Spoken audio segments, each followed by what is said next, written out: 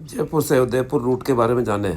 ये है जयपुर सिटी का हाईवे और हमें होटल से निकलने में थोड़ी देरी हो गई तो 9:30-10 बज गए और होटल से निकलकर हम सीधे जयपुर सिटी के अंदर से होते हुए हाईवे की ओर जा रहे हैं जो उदयपुर की ओर जाता है। हमें ऊपर के पुल से जाना था लेकिन हमसे गलती हो गई और हम नीचे की तरफ से निकल गए। अब नीचे में जाने से क्या है कि हमें बहुत टाइम लगेगा शहर पार करने के लिए। खैर हम जयपुर शहर से पार हो गए हैं और अब हाईवे के ऊपर आ गए हैं।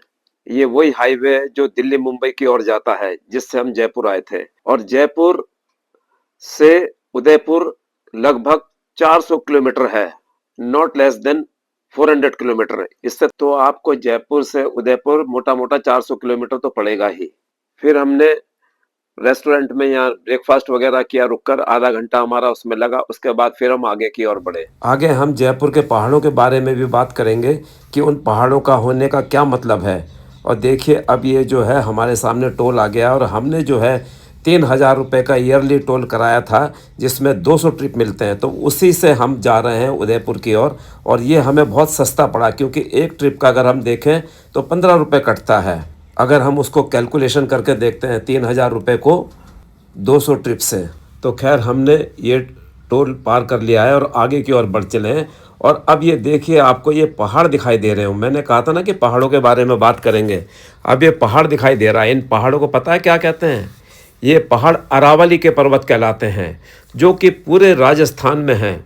और ये अरावली के पर्वत क्या काम करते हैं मैं आपको बताता हूँ। ये अरावली के पर्वत रेगिस्तान को आगे बढ़ने से रोकते हैं ताकि ये दिल्ली की ओर ना बढ़े। देखिए एक टोल और आ गया है। यहाँ भी हमारे जो राजमार्ग यात्रा ऐप ने बहुत ज़बरदस्त काम किया और हमारा एक ट्रिप कटा। अब हम अपने पॉइंट पर आ जाते हैं अरावली पर्वत पर। तो ये अरावली पर्वतमाला जो दिल्ली से राजस्थान होते हुए गुजरात तक लगभग 670 किलोमीटर तक फैली हुई है। दुनिया की सबसे पुरानी वलित पर्वतमालाओं में से एक है जिसका निर्माण 1.5 अरब वर्ष से भी अधिक समय पहले हुआ था। राजस्थान में ये थार रेगिस्तान विस्तार को रोकने वाले महत्वपूर्ण परिस्थिति अवरोधक के रूप में कार्य करती है, जिसमें 1722 मीटर ऊंचा गुरु शिखर भी शामिल है। साधारण भाषा में कहें तो इन पर्वत श्रृंखलाओं ने रेगिस्तान को हरियाणा और दिल्ली की ओर बढ़ने से रोक रखा है। इसी का नाम अरावली पहाड़ है। मैं इन पहाड़ों को शतशत नमन करता हूँ कि जिसने ये भूमिका निभा रखी है। लेकिन आज ये पर्वतमाला खनन और शहरीकरण के खतरे में हैं और हम सबको मिलकर इसको इस खतरे से बचाना होगा। उदयपुर जाते हुए रास्ते में हमें ये सुरंग मिली और बड़ी खूबसूरत सुरंग है। हम इसमें से होते हुए गए, हमें बड़ा आनंद आया, बहुत अच्छा लगा कि बड़ी शानदार सरकार ने ये सुरंग बनाई है।